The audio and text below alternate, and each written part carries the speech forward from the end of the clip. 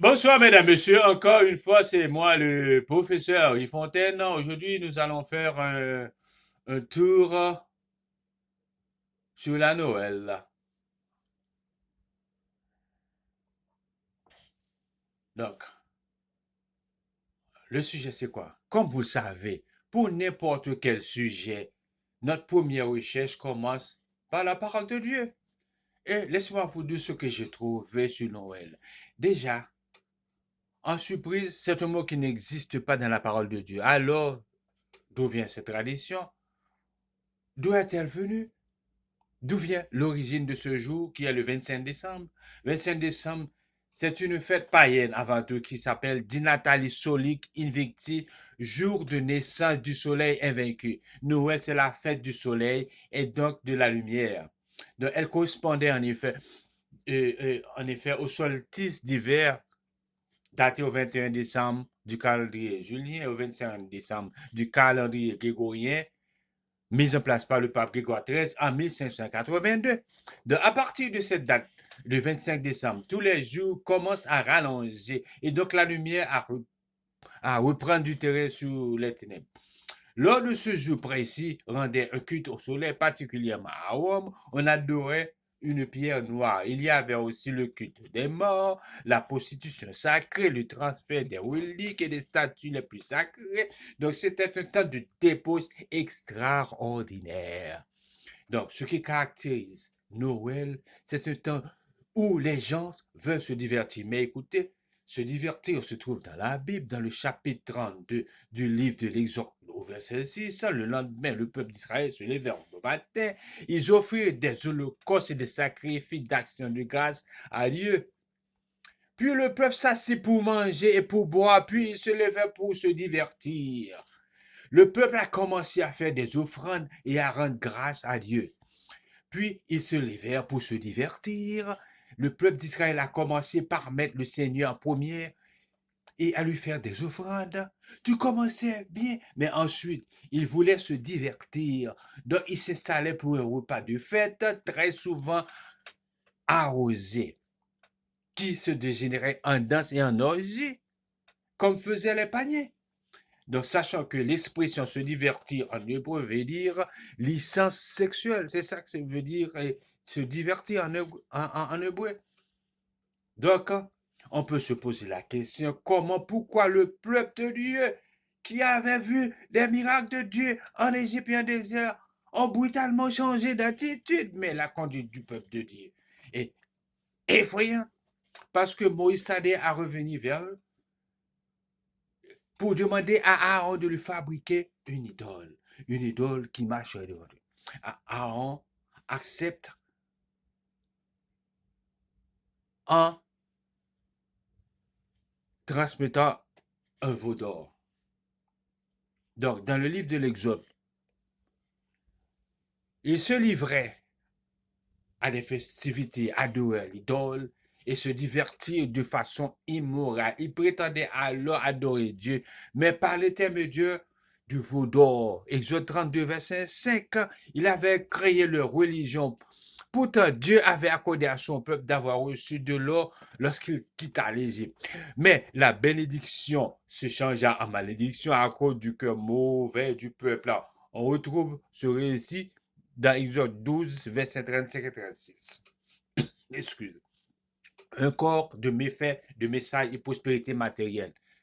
Dieu a dû informer Moïse de ce qui se passait au pied de la montagne et menaça de détruire son peuple. Exact. Exode 32, du verset satanisme. Danger. Dans une fête, tout peut arriver. Avec l'alcool, les hommes se métamorphosent et peuvent se changer en affreux monstres. Leurs instincts charnels sont exacerbés. Perdent tout contrôle et sont capables du pire. Mais revenons au vaudor pour dresser l'image de Dieu devant eux. Excuse.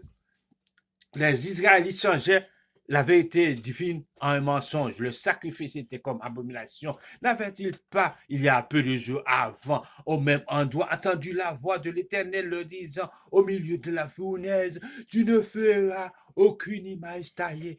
Mais est-ce qu'il n'avait pas annoncé qu'il obéirait à la loi de l'Éternel pour faire tout ce que l'Éternel lui prescrit en toute obéissance? Chapitre 24 de la Genèse au verset 7, sommes-nous assez forts pour faire face à de telles situations?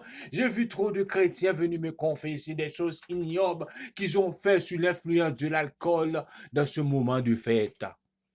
Dans le but de Paul, au Galates, chapitre 5, verset 13, il nous a dit, frère, vous avez été appelés à la liberté. Seulement ne faites pas de cette liberté un prétexte de vivre selon la chair, mais rendez-vous par amour, par la charité serviteur des autres. Pierre, chapitre 1, 4, verset 1, 3. Vous aussi armez-vous de la même conviction. Celui qui a souffert de la chair a rompu avec le péché pour vivre le temps qui lui reste à passer dans la chair.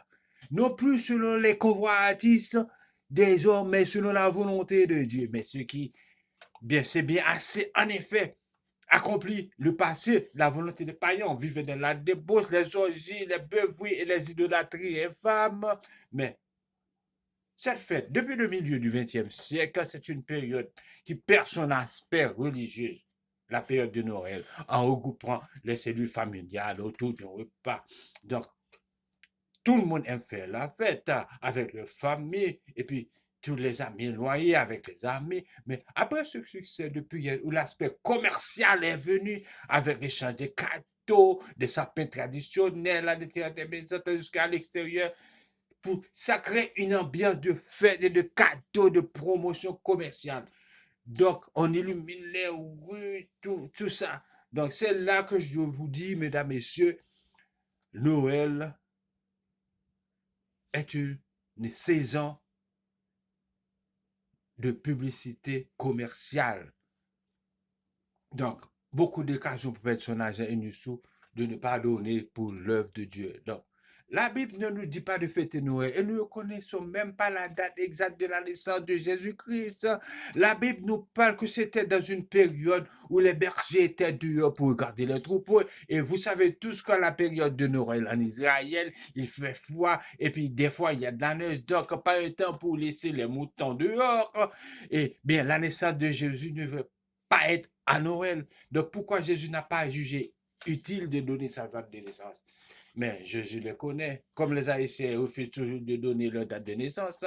Donc, pour Jésus, c'est pas vraiment important. Mais tous les autres événements, les dates sont précisément avec beaucoup de temps, mais rien sous Noël. Donc, il est écrit au jour fixé par Dieu. Donc, nous n'avons rien d'autre, ce qui veut dire que personne ne devrait fêter ce que le Seigneur nous a jamais demandé de faire. Donc, le sens du message n'a jamais été la naissance de Jésus, mais surtout sa vie, sa souffrance et sa mort et sa résurrection.